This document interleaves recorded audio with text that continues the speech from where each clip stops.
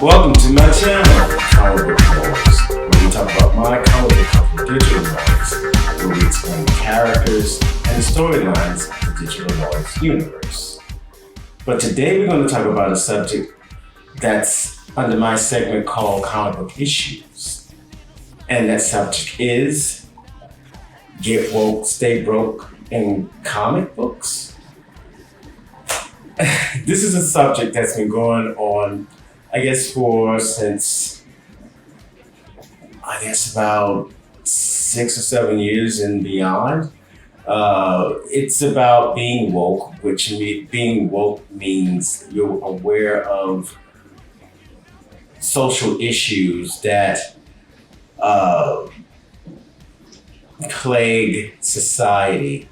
You're aware of and you have empathy for others' plights that's outside of your makeup. Say you have a desire for diversity, a desire for inclusion. You understanding the plight of others from other countries or other races or things like that. It just basically means staying woke.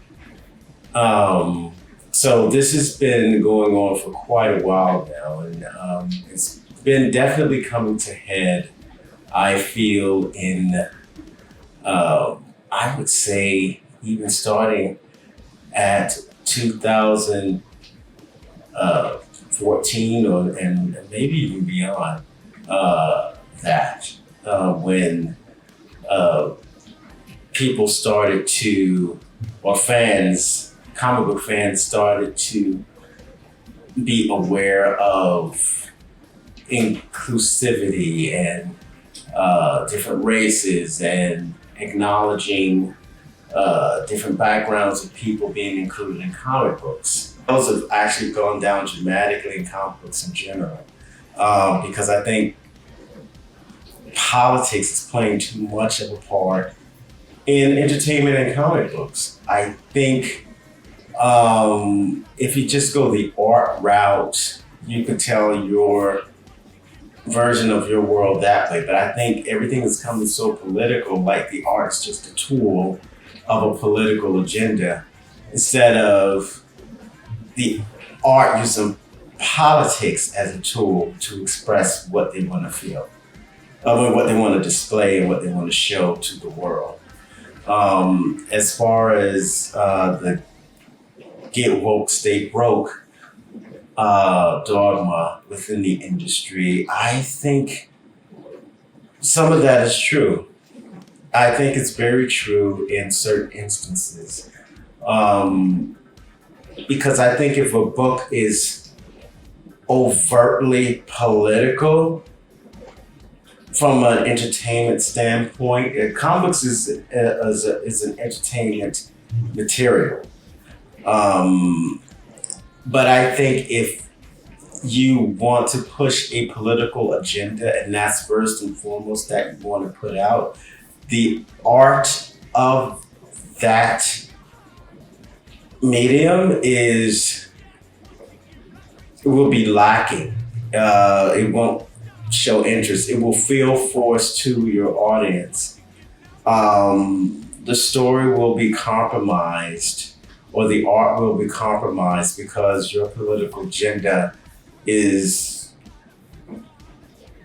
what you're trying to push first and foremost, instead of the art of it.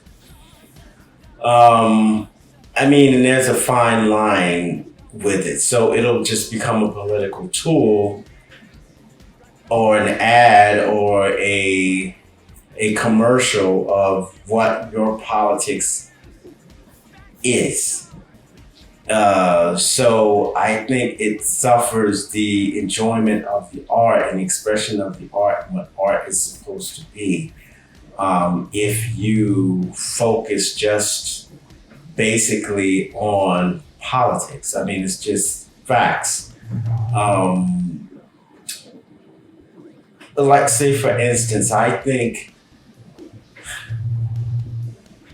going back to the X-Men again, the X-Men was I think one of the first comic books to really show diversity to the public.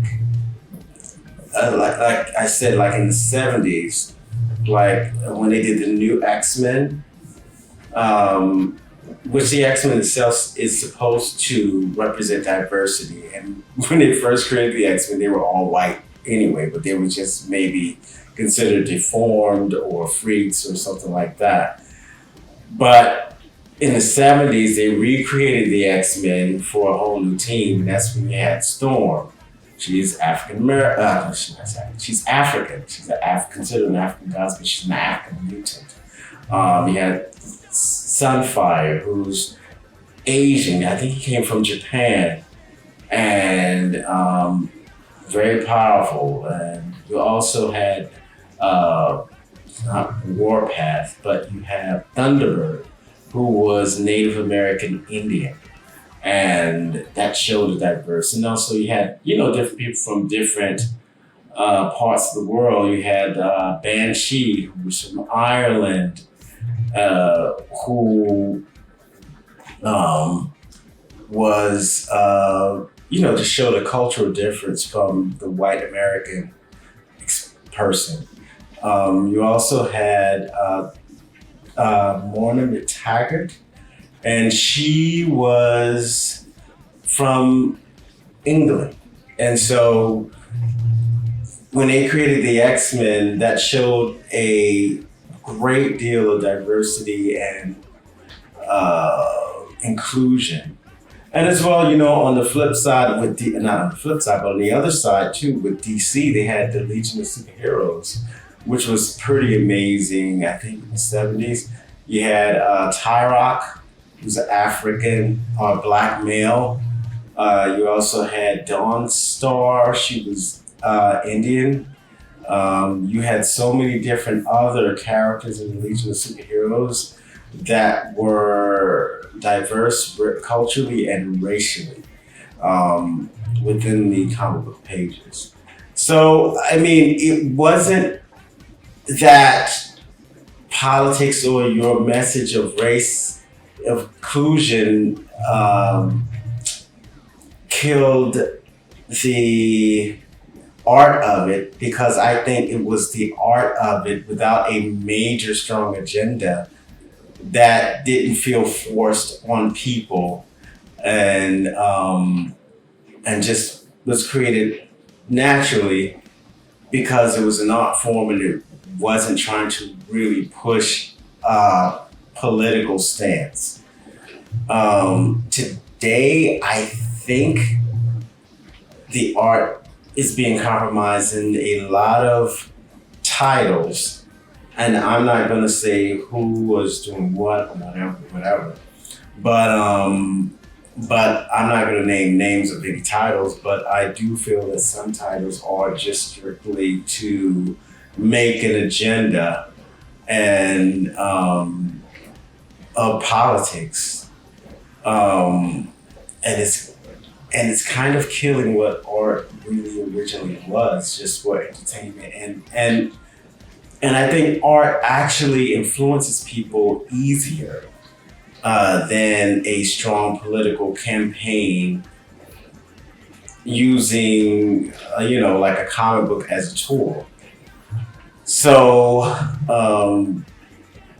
like for me, for instance, when I, in 2006, came out with the League, my initiative was to just show my version of a comic book, how I see it, how I thought Marvel, after working for Marvel, and just saying, create more black characters or characters of different races that will be as a heavy hitter as a Hulk or a Thor or, any one of the big heavy hitters in Marvel at the time in the '90s.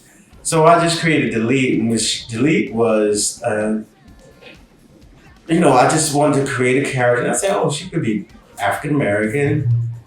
I already created the character and their powers, but I didn't put a race on it at the time.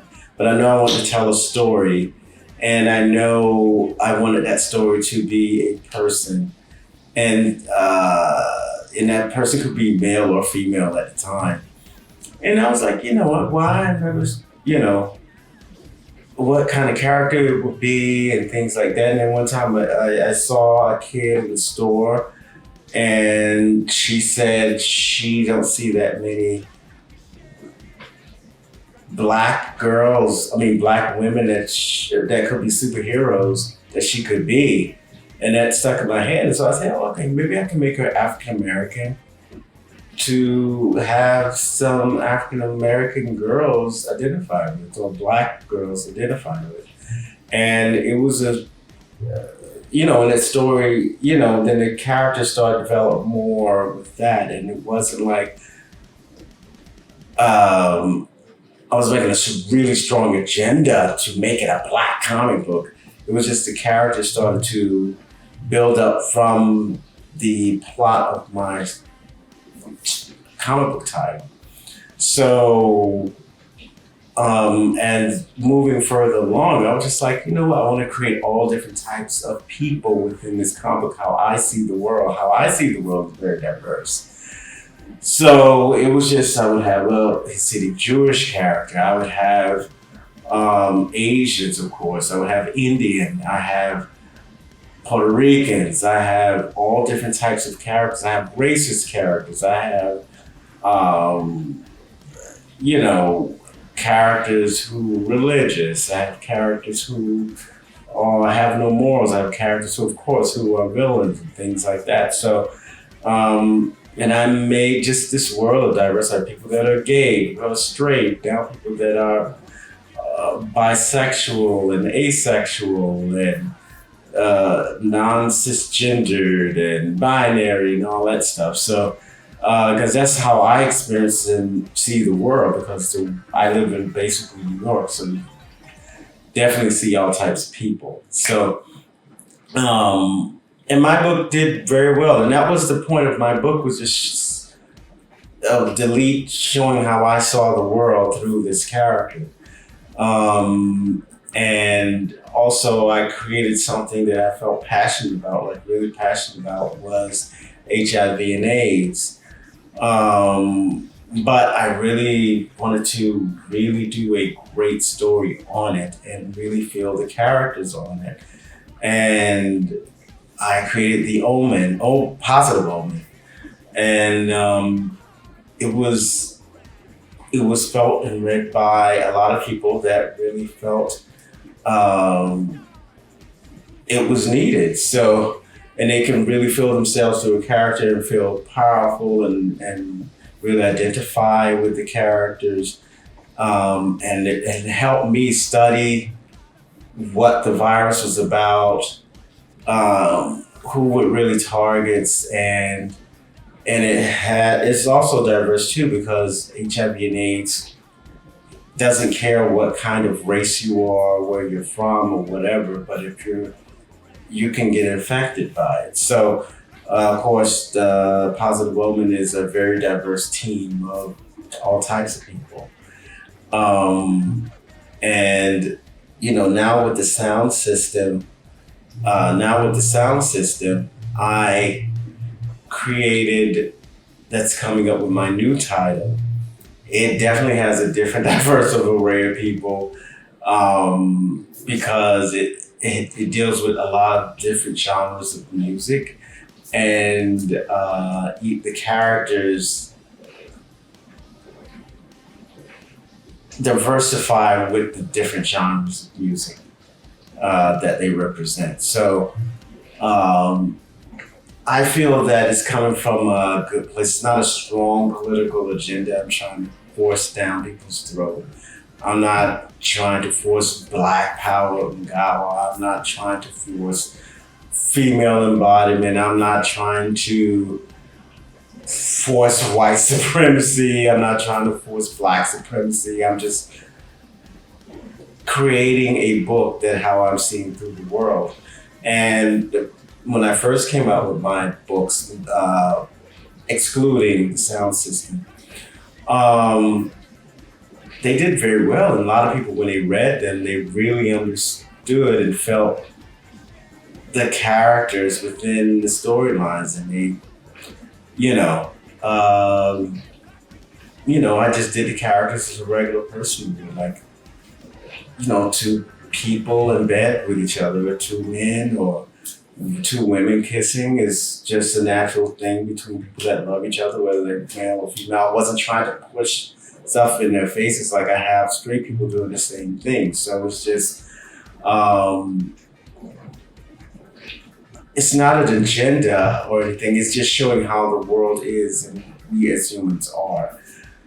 But I think some titles within the comic book industry, again, it's true about the get woke, stay broke type of thing, because you can see a strong backlash of it at the same time. Which I think inclusivity is important, but I think it's the way you tell the story. You really have to it goes back again to doing really good content and storylines within the comic book genre. I think people really care. They would really care about the character no matter what. If you tell a good story, if it makes sense, if you have a good plot, if you really care about the characters that you're talking about and that you're trying to tell a story about, the art has a huge thing to do with it as well. I just think back to Chris Claremont and the John Byrne era, and that was just the storylines and the complex characters that they developed with the X-Men during that time, and just the plot of the story and the mood and the rhythm of the story just flowed beautifully, because I think they really wanted to tell good stories and give all hell else about, politics and things like that, and or even their own biases, and just told the story of how the world really is from their eyes. So I think we need to get back to that. I'm keeping that in my books. I think it's very important for you to do that. So, as a comic book creator. So, yeah. And that's it. And again, I apologize for not creating more film content for YouTube. I've just been busy working on my comic books. Again, I'm working on Delete. I'm working on the sound system. I'm working on my new comic, Red Alert. And I'm also working on the Positive Omen. So there's 4 titles I'm working on, which a lot of them are going to come out. Most of them are going to come out in 2022. So, 2021, I'm sorry. Maybe some are going to come out in 2022, but 2021 is when my comic books are coming out. So just get ready for that. I'm working hard on that, busy working and working on other projects as well. So I'm still going to do my video content, but it won't be as frequent as when I started as much, because I'm busy trying to produce things so I can show you guys what I'm doing. So anyhow, if you like the content, like, share, and subscribe. Be safe out there, be careful, and take care.